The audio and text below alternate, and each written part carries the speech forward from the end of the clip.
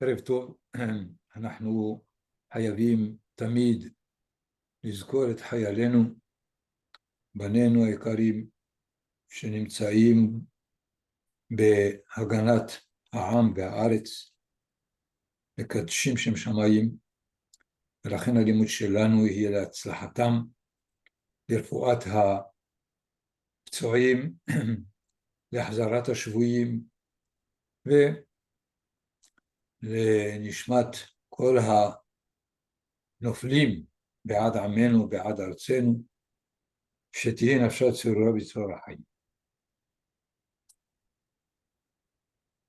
Je voudrais, avant d'aborder quelques thèmes dans la paracha de Vayeshev, rappeler un principe très important, à mon avis, dans l'étude essentiellement de Hamisha Hamshe Torah, quoique ça peut être aussi valable pour tout le Tanakh, pour toute la Bible. Il y a deux niveaux de lecture des textes de la Torah, dont le but essentiel de réactualiser la Torah dans chaque génération, aussi bien dans les récits des événements historiques que dans les conduites, les commandements, les mitzvot qui nous dictent notre conduite en tant que Bnei Israël. Le premier niveau répond à la question: quel est le niveau moral exigé du Ben Israël dans les rapports avec son prochain, dans sa relation avec le Créateur et envers lui-même. À ce niveau, la Torah s'adresse à l'individu pour qu'il acquiert les différents niveaux de tzaddik, juste, hassid, capable de générosité, kadosh, et qui contribue au développement de la sainteté. Au deuxième niveau, la Torah s'adresse à une nation. Les récits historiques défilent devant nous le projet du Créateur pour sa création, échec et réussite, et demande à chaque génération de poursuivre dans cet effort jusqu'à l'accomplissement de ce projet. 4 récits composent la paracha de Vayeshev. La querelle de Yosef et ses frères qui décident de le vendre comme esclave. Le deuxième récit de Yehuda et Tamar. Le troisième, le récit de Yosef et la femme de Potiphar. Et en dernier lieu, interprétation des rêves par Yosef, de l'échanson et du panetier. Comme travaux pratiques, nous pouvons étudier ces 4 récits sur les 2 niveaux précédents. Mais il faut déjà savoir que la Torah veut qu'on l'étudie au 2e niveau, qui est ce que Manitou Zechasadik Livracha appelle le niveau historiosophique. Donc, au premier récit, la jalousie qui s'est installée entre Yosef et ses frères nous livre dans un texte talmudique une leçon suivante, la leçon suivante pour les parents qui doivent éviter de préférer un de leurs enfants aux autres. Donne-nous, Nathan, le texte. C'est dans Masechet Shabbat et le texte nous dit que nous devons nous rendre compte que finalement, Amar Rav, Le'olam al yeshane Adam et beno ben habanim. Il ne faut pas qu'un homme préfère l'un des enfants par rapport aux autres. Pourquoi? Shebishvil mishkal shenes laim.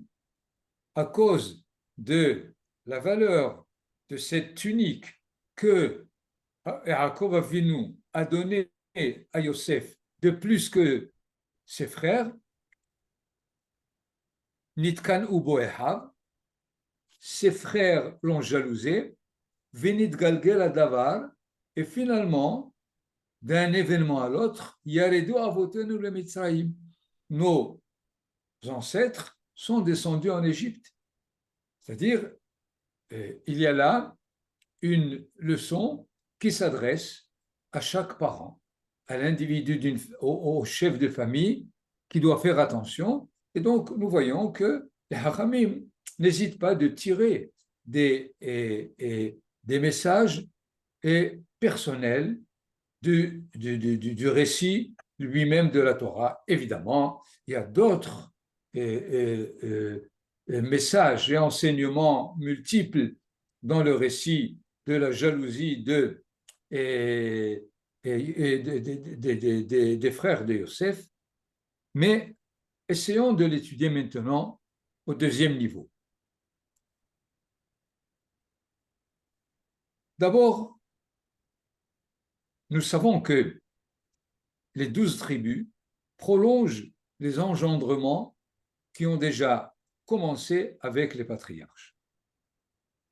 Et alors, a priori, chaque tribu des 12 porte sur elle la possibilité d'un Israël à part entière. Elle est responsable de réaliser dans sa manière d'être l'identité d'Israël et de la concrétiser dans le monde.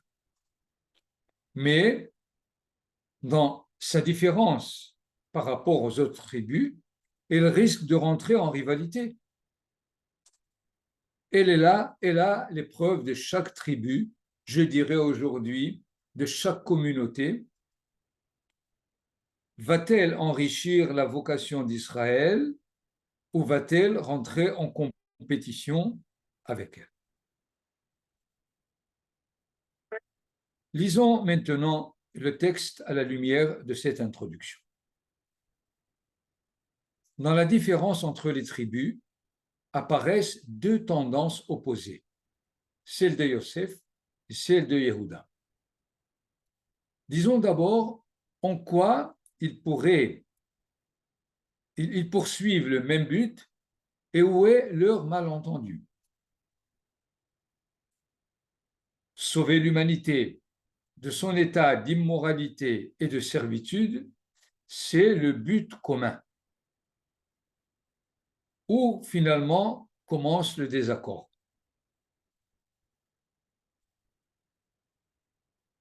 C'est finalement dans la disposition dans laquelle ce but va être réalisé. Yehuda et ses frères pensent qu'il faut le faire en installant d'abord la nation sur sa terre et provoquer le désir des nations de répondre, de rejoindre le centre commun, évidemment Yerushalayim, comme les prophètes le prévoient dans la finalité des temps, dans le Aharit Hayam. Alors que Yosef pense qu'il faut aller chez les peuples pour leur apporter le message, le salut, la délivrance qu'ils attendent. Les 10 frères comprennent que Yosef les oblige à le suivre dans son projet à travers le contenu de ses rêves. Finalement, ils le jugent comme traître par rapport à la souveraineté d'Israël, représenté par Yehuda, et ils le condamnent à mort comme traître. Vous connaissez le texte, lorsque ils le voient de loin arriver, quelle est leur réaction? Lechu venhargehu, allons le tuer, venashlicha oto be'achad haborot, et nous le jetons dans l'un des puits qu'il y a dans le désert, et on dira que c'est une bête sauvage qui l'a dévoré. Cependant, Réhouven et Yehuda interviennent et pensent que c'est un verdict trop sévère et que finalement, il faut lui donner à Yosef de faire son chemin. Comment on va le faire? On va le vendre comme esclave, il descendra en Égypte et il fera réussir ou échouer son projet. Voilà donc, si je veux résumer, pour le premier récit, une possibilité de tirer des leçons pour la personne, pour l'individu, et aussi le comprendre à travers le cheminement d'Israël dans son histoire et l'histoire de l'humanité. Je voudrais en parallèle voir quelques éléments importants dans les deux récits qui viennent. Les deux récits qui suivent la vente de Yosef, c'est en titre le fait que Yehuda cherche une femme. Le troisième récit, c'est une femme qui cherche Yosef, la femme de Potiphar. Et essayons juste de prendre la traduction des premiers versets de chaque élément, de chaque histoire. Dans le chapitre 38, au premier verset, Vayi ba'et hahi, vayered Yehuda me'et Ehav, vayet ad ish adulami ushmo Hira. Traduction, vous allez voir, très inexacte. Et il arriva en ce temps-là que Yehuda s'éloigna de ses frères. Or, le texte nous dit Vayered. Traduction littérale, il est descendu. Je comprends pourquoi la traduction ne veut pas traduire Vayered par descendre, parce que oui, pourquoi il était sur une montagne et c'est pour cela qu'il descend. C'est pour cela qu'elle préfère dire que Yehuda s'éloigna de ses frères et s'achemina vers un habitant d'Adulam nommé Hira. Au chapitre suivant, 39, premier verset, Yosef hurad Mitzrayma. Et là encore, Joseph fut donc emmené en Égypte. Vous essayez d'entendre, à propos de Yehuda, il a été dit Vayered, et à propos de Yosef, il est dit Hurad. Il a été descendu. Excusez la traduction approximative, mais la Torah s'est exprimée dans le même verbe de celui de descendre. Les traductions sont, dans un cas, il s'éloigna de ses frères, et dans l'autre, il fut amené en Égypte, Potiphar, officier de Pharaon, chef des gardes égyptiens, qu'il acheta aux Ismaélites qu'il avait conduits dans ce pays. Donc, nous voyons ici comment la Torah interrompt l'histoire de Yosef qui a été vendu. Elle nous raconte l'histoire de Tamar et Yehuda, et c'est ensuite qu'elle reprend le récit de Yosef qui se trouve en Égypte. Cela, évidemment, a tiré l'attention des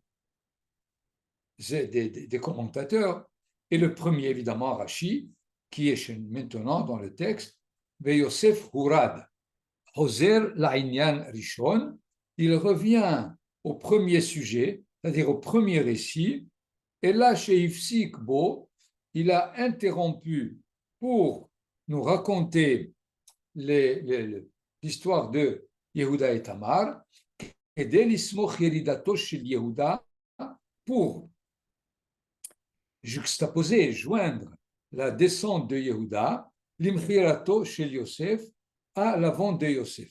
Lomar lecha, shebishvilo horiduhu migedulato, et nous voyons ici que Rashi insiste sur le verbe qui est la redet, descendre, puisque, je répète, à propos de Yehuda, il dit Vayered Yehuda, Yehuda descend,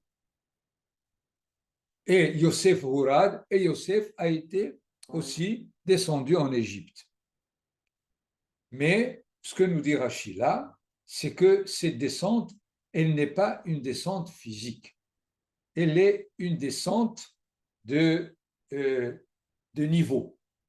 Je vous rappelle rapidement que lorsque Israël a fait la faute du veau d'or, Akadosh Baruch Hu dit à Moshe, Lech red, va descendre. C'est sûr qu'il ne s'agit pas de lui dire de descendre de la montagne. Et comment va-t-il faire? S'il est en haut de la montagne, c'est sûr qu'il doit descendre. Mais il lui dit, red migedulatecha, descends du niveau dans lequel tu te trouves parce que tu as acquis ce niveau à cause d'Israël. Israël a fauté, tu descends de niveau. Donc ici, les Hachamim nous disent, après la vente de Yosef, Yehuda s'est rendu compte qu'il y a échec. Et donc, il descend de son titre de celui qui mène l'identité d'Israël dans son chemin. Il y a quelque chose qui s'est complètement détraqué. Et c'est valable aussi pour Yosef. Yosef Hurad Mitzrayma. Yosef aussi s'est rendu compte que, en ce moment, le projet est en danger, le projet risque d'échouer, tous les membres de la famille sont démantelés. D'accord? Vous voyez comment est-ce que, en un mot, déjà la Torah nous annonce la lecture qu'il faut faire. C'est-à-dire, je rappelle encore une fois, si je prends le premier niveau où la Torah s'adresse à l'individu, on pourrait tirer du récit de Yosef avec la femme de Potiphar, de dire il faut savoir comment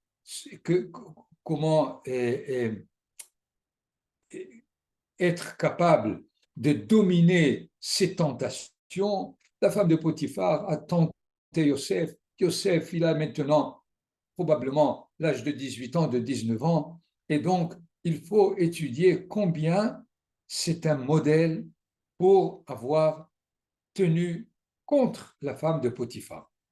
C'est un enseignement individuel pour chacun de nous. D'ailleurs, il y a un enseignement très, très important que je voudrais vous donner. Il s'appelle Yosef Hatzadik. Et tout le monde croit que Yosef Hatzadik, c'est parce que il a réussi à ne pas se joindre à la femme de Potiphar. À mon avis, le terme de tzaddik lui est accordé parce qu'il a réussi à réaliser l'unité des frères. À la fin de tout ce des quatre parachiotes, de Miketz de Vayeshev jusqu'à Vayehi, c'est lui qui a mené tout ce qu'il faut pour que l'unité des frères se retrouve. C'est à cause de ça qu'on l'appelle Yosef Hatzadik. De la même façon, on peut tirer des leçons morales de Yehuda et Tamar, où, à la fin, nous nous rendons compte que Yehuda reconnaît que c'est lui qui a causé tout ce dont on accuse Tamar d'avoir été une prostituée, et il y a là un enseignement important, celui de reconnaître ses fautes, de reconnaître, d'être responsable de ce qu'on fait. Mais nous savons déjà que dans l'interprétation que Rashi nous a donnée tout à l'heure, dans le mot Vayered, Yehuda est descendu de son titre, Yosef Hurad. Pourquoi? Parce que l'histoire des engendrements des patriarches est en danger. Et finalement, pourquoi on a juxtaposé le récit de Tamar et Yehuda et celui de Yosef et la femme de Potiphar? Lisons le deuxième texte de Rashi. Ve'od, kedei lismoch ma'aseh ishto shel Potiphar le ma'aseh Tamar.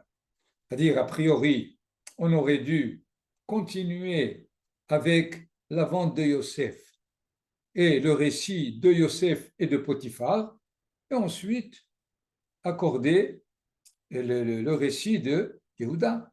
Mais c'est afin de nous dire, l'Omar Lecha, pour t'enseigner, Mazo Leshem Shamayim, Avzo Leshem Shamayim.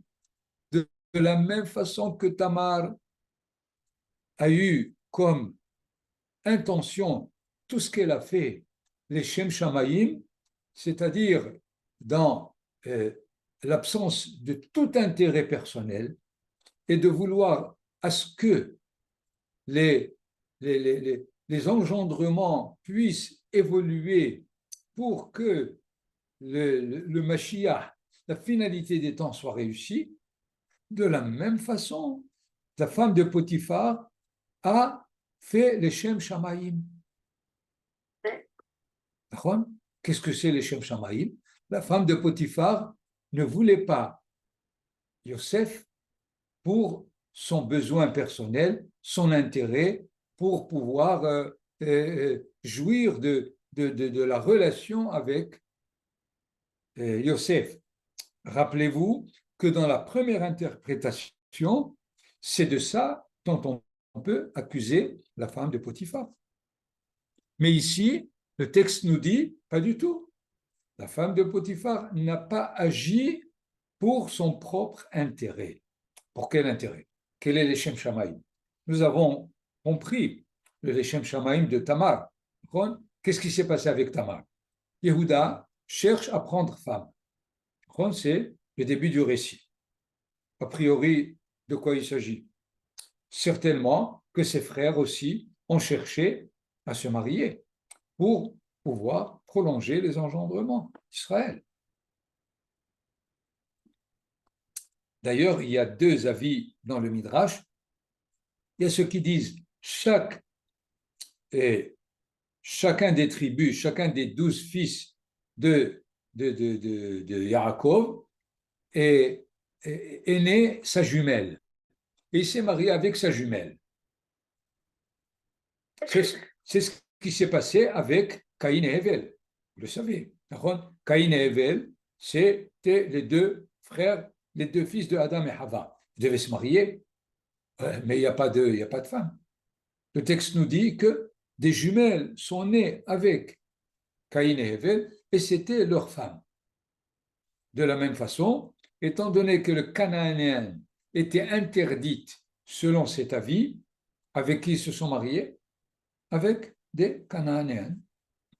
Et d'ailleurs, c'est dans le texte lui-même de Yehuda qui nous dit qu'il a rencontré Ish Adulami, un habitant de Adulam, qui s'appelle Hira, et il a vu là-bas Bat Ish Kenaani Ushmo Shua, Vaikaheha Vayavo Elea. Et il a pris une femme d'un Cananéen pour prolonger sa descendance. Je raccourcis rapidement.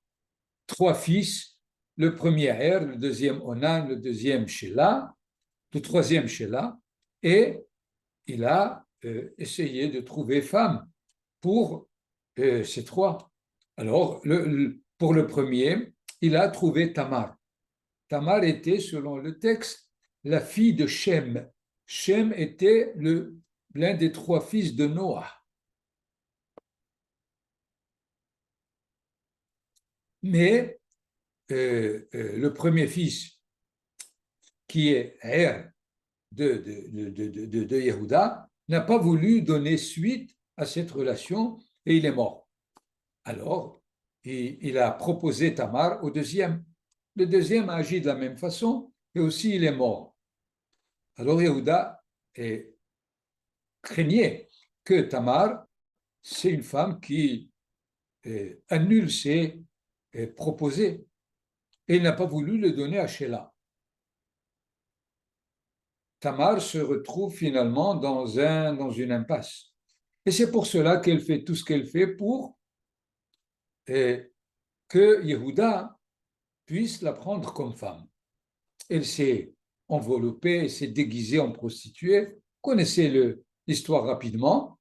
Tout ceci, Leshem Shamaïm, c'est-à-dire parce qu'elle voulait que d'elle et de Yehuda sorte le Mashiach futur, la lignée du Mashiach futur. C'est comme ça donc que le Midrash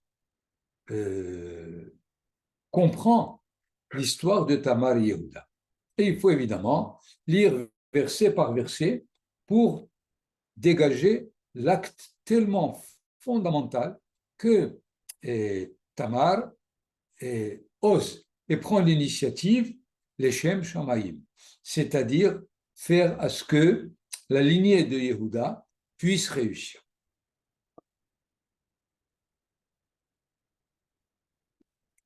Mais quand il s'agit de Potiphar, de la femme de Potiphar, qui, elle aussi, elle dit les Shem Shamaim. Pas elle, mais le texte nous dit qu'elle voulait les Shem Shamaim. Je continue juste le texte. Parce qu'elle a vu dans l'astrologie qu'elle avait, qu'elle va avoir des enfants de ce Yosef. Elle ne savait pas si c'est d'elle ou si c'est de sa fille. Et finalement, nous savons que c'est sa fille qui s'est mariée avec Yosef, Osnat bat Potiphar, qui était finalement la femme de Yosef, et elle pensait que c'était d'elle que ça allait venir. Mais en quoi elle a fait les Shem Shamaim? Je vous livre ici l'interprétation géniale de Manitou Zecher Tzadik Livracha, qui dit que la femme de Potiphar, finalement, représente l'élément féminin de toute l'Égypte, qui se rend compte qu'il n'y a plus d'avenir pour l'Égypte. L'Égypte est en train d'évaluer et ne plus être la puissance mondiale comme elle a été jusqu'à présent. Et alors, elle sait que le seul qui peut donner une chance à l'Égypte d'évoluer, c'est ce Yosef. D'ailleurs, et le texte plusieurs fois, je rapporte ici, lorsque Yosef s'enfuit et évite de coucher avec elle, qu'est-ce qu'il dit? Elle cria et elle dit à ses serviteurs, ses servantes qui étaient avec elle, que Hevilanu ish ivri letzahek ban. Regardez, Hevilanu, c'est-à-dire son mari Potiphar, il nous a apporté ish ivri, un homme hébreu. Deux choses, elle dit. Elle ne dit pas Eved ivri, parce que c'était l'esclave, mais elle dit ish, un homme ivri, hébreu. C'est comme ça qu'il se présentait là où il allait, et elle savait que c'est dans cette lignée des Hébreux que la chance d'évoluer pouvait exister. Et de continuer dans le verset, il nous a amené un homme hébreu, c'est pas pour rire de nous, mais c'est pour apporter le rire en nous. Parce que si c'était pour en slang se foutre de nous, il fallait dire les tzahek alenu. Mais il dit les tzahek ban, dire mettre finalement un peu de joie à l'intérieur de cette Égypte qui est complètement asservie par Paro lui-même, et nous savons que ça va continuer pendant 210 ans. Voyez donc, et cette interprétation au niveau de l'histoire des engendrements, qui est rapportée par Rachid lui-même, que la femme de Potiphar a voulu que Yosef puisse faire à ce que un descendant dans dans l'union entre la femme de Potiphar et Yosef puisse sauver l'Égypte. Évidemment, Yosef a compris que c'était impossible parce que les gènes de l'Égypte, de la femme de Potiphar, vont être plus forts, plus dominants que les gènes de l'hébreu qu'il était, et donc ça sera complètement raté. Voilà donc là aussi, je voulais vous donner ici encore un exemple du même texte que l'on pourrait interpréter, ou bien au niveau personnel, individuel, beaucoup d'enseignements. Nous savons, les commentateurs ont presque épuisé tout ce qu'on peut tirer comme enseignement pour l'individu. Mais il me semble que pour les générations à venir, il est important de réétudier maintenant toute la Torah en dégageant les éléments importants du sens historiosophique qu'il y a dans les textes. Je vous propose encore un dernier enseignement du quatrième récit. Le quatrième, c'est celui de Yosef qui se trouve maintenant en prison avec les deux ministres, l'échancier et le panetier. Comment il s'appelle? Bon, celui. Non, non, c'est pas un chanteur, mais c'est un échanson. Échanson. Et finalement, il leur interprète leur rêve et ils se trouvent bien renseignés, bien contents d'avoir quelqu'un qui leur interprète leur rêve. Évidemment, encore une fois, conclusion possible, une moralité possible, c'est que il ne faut jamais il ne faut jamais les itiaesh, c'est-à-dire perdre patience.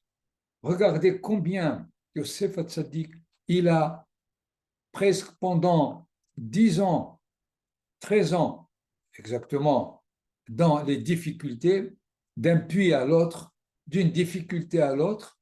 Et voilà, Akadosh Baruch Hu a amené ces deux ministres du Pharaon avec leurs rêves et il demande à l'échanson de le rappeler devant le Pharaon pour qu'il sorte de cette prison. Encore une fois, enseignement très, très...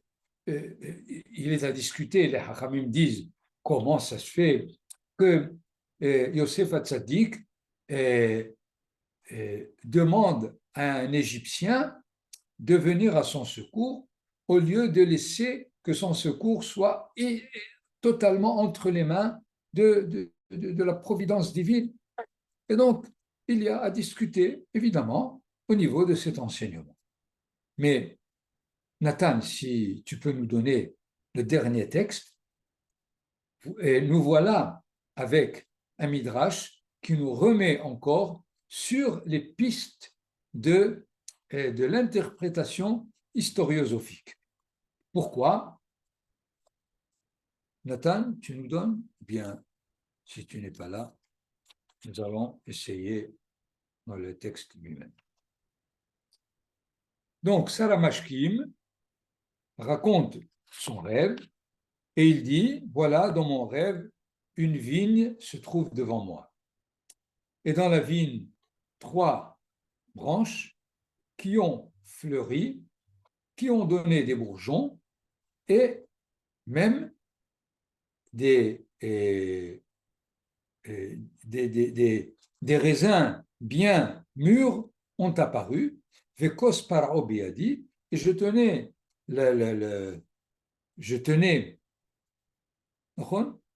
entre les mains le verre du pharaon et je le lui ai donné. Et finalement, Yosef lui interprète.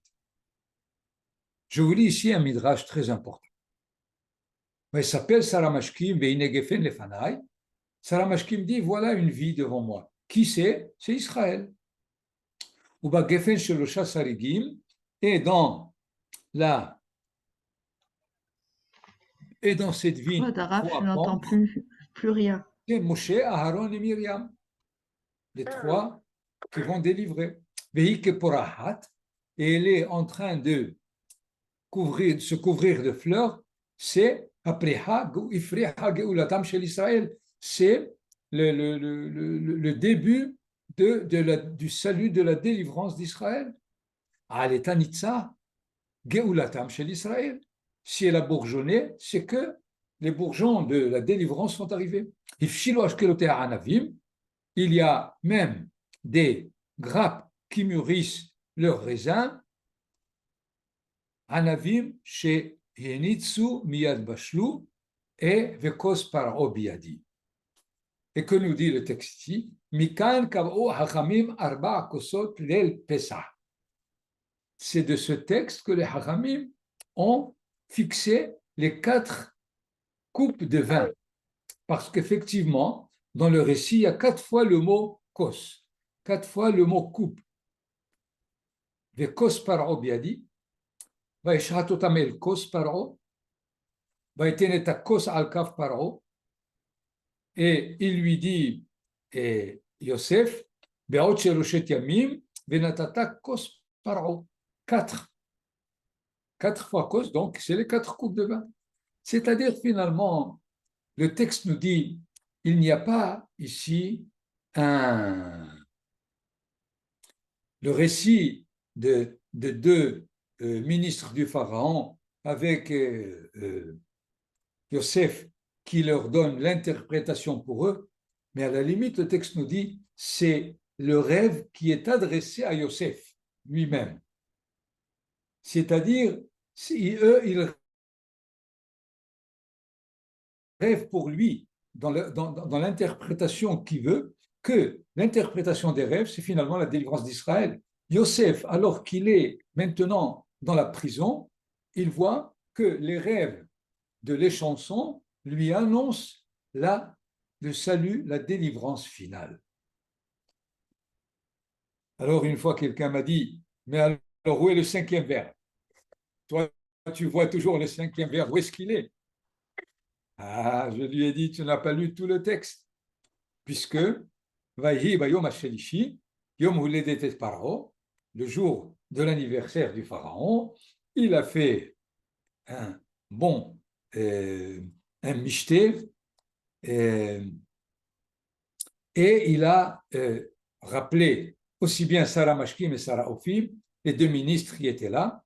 Vayashev et Sarah Mashkim al Mashkehu, il a réinstallé les chansons sur sa fonction. Vaiten hakos al kaf paro. Voilà le 5e vers. Donc, il n'y a pas que 4, il y a 5.